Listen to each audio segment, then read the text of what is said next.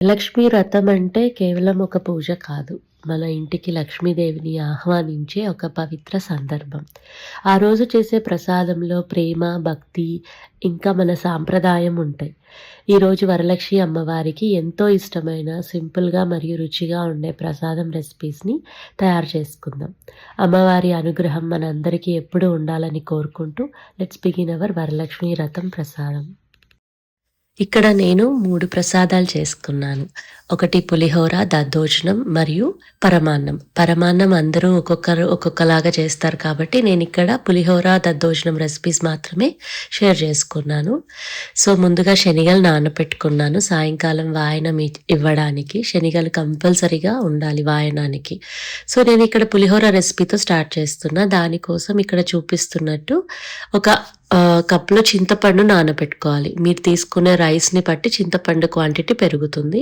So, నేనిక్కడ 2 glass of 1 ½ glass rice తీసుకున్నాను.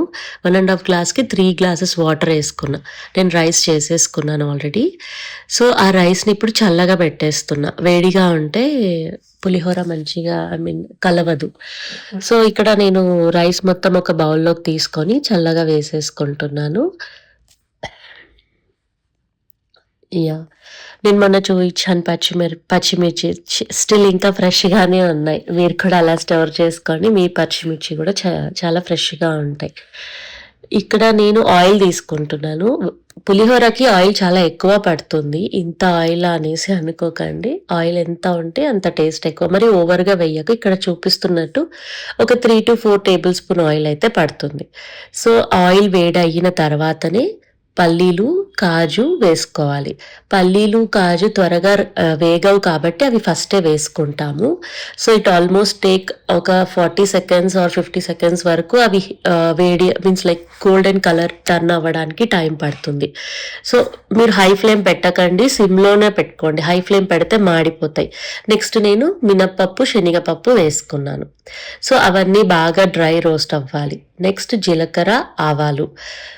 ఇవన్నీ బాగా రోస్ట్ అవ్వాలి. మరీ మాడకూడదు, మళ్ళీ పచ్చిగా ఉండకూడదు. అదొకసారి చెక్ చేసుకోవాలి మీరు.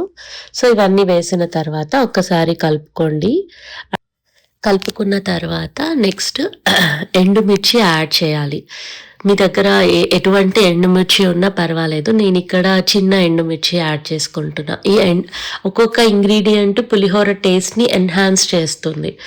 సో, బెటర్ యూజ్ ఎండుమిర్చి కూడా వేసుకోండి. తర్వాత ఒక 10-11 పచ్చిమిర్చి ఇలాగ చీల్చి వేసుకోండి. వైట్ పచ్చిమిర్చినే వేసుకోవడానికి ట్రై చేయండి. నల్లవి వేసుకుంటే అంత టేస్ట్ ఉండదు. ఈ పచ్చిమిర్చి పులిహోరకి ద పర్ఫెక్ట్ కాంబినేషన్. సో, ఈ పచ్చిమిర్చి వేసుకున్న తర్వాత యూ హ్యావ్ టు పుట్ కరివేపాకు. సో, ఫ్రెష్ కరివేపాకే తీసుకోండి. అండ్ ఎండిపోయింది తీసుకుంటే అంత బాగోదు. నెక్స్ట్ కొంచెం సాల్ట్, తర్వాత కొంచెం salt 1 ½ table spoon is enough. తర్వాత మీరు అమ్మవారికి నైవేద్యం పెట్టిన తర్వాత ఒకసారి టేస్ట్ చెక్ చేసుకుని మీరు దానికి తగ్గట్టు salt and other spices adjust చేసుకోవచ్చు. సాల్ట్ వేసేసుకొని ఒక టేబుల్ స్పూన్ పసుపు కూడా వేసుకోండి. మనం ఫస్ట్‌లో నానబెట్టి గుజ్జు తీసుకున్న చింతపండు పులుసు కూడా ఇప్పుడు వేసేయాలి. సో, ఇలా అన్నీ వేసిన తర్వాత అవి ఒక్కసారి బాగా మగ్గాలి. ఇట్ టేక్స్ హార్డ్‌లీ 5-8 మినిట్స్ ఆ టైం పడుతుంది అవన్నీ మగ్గడానికి. సో, ఒక్కసారి లాస్ట్‌లో కొంచెం ఇంగువ, మీకు ఆప్షనల్ ఇంగువ, బట్ ఇట్ హెల్ప్స్, బావుంటది టేస్ట్, ఆ ఫ్లేవర్స్ అవన్నీ. ఒక ½ టేబుల్ స్పూన్ ఇంగువ వేసుకుంటే పులిహోరకి ఒక స్పెషల్ టేస్ట్ అనేది యాడ్ అవుతుంది. ఫైనల్లీ కొత్తిమీరతోటి కొంచెం గార్నిష్ చేసుకోండి. నేను ఇక్కడ చూపిస్తున్నట్టు ఆయిల్ అనేది కనిపియాలి పైకొచ్చినాక, then the recipe is ready అన్నట్టు. మీరు స్టవ్ ఆఫ్ చేసి మనం ముందుగా అన్నం చల్లగా పెట్టుకున్నాం కదా, అందులోకి కొంచెం మొత్తం వేయకండి. ఒక కొంచెం అది పేస్ట్ వేస్తూ పులిహోర పేస్ట్ వేసుకుంటూ మెల్లమెల్లగా కలుపుకోండి. అన్నం మొత్తం కంప్లీట్‌గా కూల్ అవ్వాలి, లేదంటే మీ చేయి కాలిపోతుంది. సో, మొత్తం కూల్ అయిన తర్వాత ఇలా కలుపుకోండి. సో, అమ్మవారికి ఎంతో ఇష్టమైన పులిహోర రెడీ అయిపోయింది ఇక్కడ. నేనిక్కడ చెప్పిన ఇంగ్రీడియెంట్స్ కొలతలతోటి మీరు కూడా ట్రై చేయండి. టెంపుల్ స్టైల్ పులిహోర అయితే రెడీ అయిపోతుంది. పులిహోర ఈజ్ అన్ ఎమోషన్. ఇది అందరూ చాలా ఇష్టంగా తినే ఒక దేవుడి ప్రసాదం. సో, నెక్స్ట్ రెసిపీ దద్దోజనం చాలా మెత్తగా ఉండాలి. సో, అందుకు నేను ప్రెషర్ కుక్కర్‌లో చేసుకుంటున్నాను. సో, 1 గ్లాస్ ఆఫ్ రైస్ తీసుకొని మంచిగా శుభ్రం చేసుకొని 1:3 వాటర్ వేసుకోవాలి. సో, నేనిక్కడ బటర్ యాడ్ చేస్తున్నాను. బటర్ యాడ్ చేయడం వల్ల రైస్‌కి స్మూత్ టెక్స్చర్ అనేది వస్తుంది. సో, వన్స్ బటర్ యాడ్ చేసేసిన తర్వాత 2-3 విజిల్స్ ఆర్ లైక్ 3-4 రైస్ బాగా మెత్తగా అవ్వాలి. 3-4 విజిల్స్ వచ్చే వరకు మీరు స్టవ్ 3-4 విజిల్స్ వచ్చాక మీరు స్టవ్ ఆఫ్ చేయొచ్చు. నెక్స్ట్ అది కంప్లీట్‌గా కూల్ అవ్వాల్సిన అవసరం లేదు. వన్స్ ప్రెషర్ మొత్తం రిలీజ్ చేసిన తర్వాత మీరు వేడిగా ఉన్నప్పుడే రైస్‌ని మొత్తం మెత్తగా చేసేసుకోవాలనమాట. అంటే చల్లగా అయిన తర్వాత చేయడానికి రాదు. సో, వేడిగా ఉన్నప్పుడే రైస్‌నంతా మీరు ఒక స్పూన్ తీసుకొని మెత్తగా చేసుకుంటే దెన్ మనం వెంటనే వేడిగా ఉన్నప్పుడే మనం పాలు యాడ్ చేసుకోవాలి. పాలు మనం ముందుగానే కాగపెట్టుకొని చల్లార్చుకొని పెట్టుకోవాలి పాలు. ఆ పాలు నేనిక్కడ 3 గ్లాస్ తీసుకుంటున్నా. సో, మీకు కావాలంటే మీరు ఇంకా ఎక్స్‌ట్రా కూడా యాడ్ చేసుకోవచ్చు. బట్ నాకిక్కడ 3 గ్లాస్ ఆఫ్ పాలు సరిపోయాయి. సో, పాలు మొత్తం యాడ్ చేసుకున్న తర్వాత మొత్తం అంతా కలుపుకోవాలనమాట. మనకు అన్నం అది మెత్తగా ఉంది, చల్లగా అయిపోయింది కదా! గడ్డలొచ్చేస్తాయి.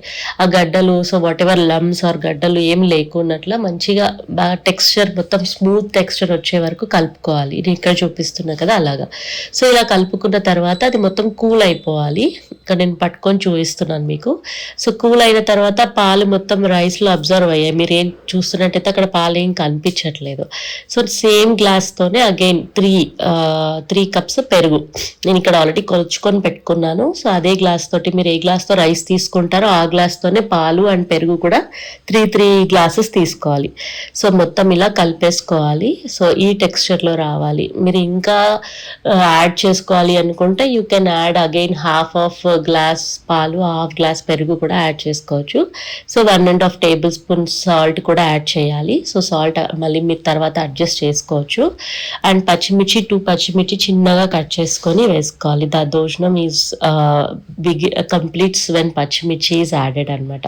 ఇక్కడ చూపిస్తున్న అల్లం స్కిన్ మొత్తం పీల్ చేసి ఇలా గ్రేట్ చేసేసుకోవాలి. అల్లం కూడా పచ్చి అల్లమే. మొత్తం అంతా ఒకసారి కలిపేసుకొని పోపు పెట్టుకుందాము. నేను పోపులో ఇక్కడ ఆయిల్ వాడుతున్నా. మీకు ఇష్టమైతే మీరు నెయ్యి కూడా వాడచ్చు. But I don't prefer ghee.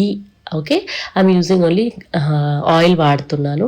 So 2 tables like 3 tablespoon 2 or 3 is enough oil తీసుకొని ఫస్ట్ యూ హ్యావ్ టు నేను ఇక్కడ యాడ్ చేసుకున్నావు చెప్తున్నా. ఇది ఆప్షనల్ కంప్లీట్గా మీరు ఏవైనా యాడ్ చేసుకోవచ్చు.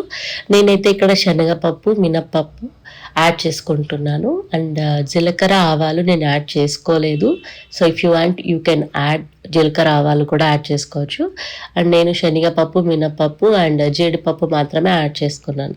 అలాంగ్ విత్ దట్ ఎండుమిర్చి ఈజ్ కంపల్సరీ. అది ఆప్షనల్ కాదు. ఎండుమిర్చి కంపల్సరీగా వేసుకోవాలి. And last final ingredient is curry leaves, కరివేపాకు యాడ్ చేసుకొని మొత్తం అదంతా ఫ్రై అయిన ఇప్పుడు ఈ పల్సెస్ అన్నీ ఫ్రై అయిన తర్వాత మీరు పోపు ఆఫ్ చేసేసి ఆ దద్దోజనంలో వేసేసుకొని కలిపేసుకోండి. That's all. అమ్మవారికి ఎంతో ఇష్టమైన పులిహోర దద్దోజనం రెడీ అయిపోయింది. మీరు కూడా ఈ ఇంగ్రీడియంట్స్, ఈ కొలతలతోటి ఒక్కసారి ట్రై చేయండి. అండ్ ఈ వీడియో ఇంతవరకు చూసి నాకు సపోర్ట్ చేసినందుకు thank you so much. Don't forget to subscribe my channel V Serene Nest. Thank you so much.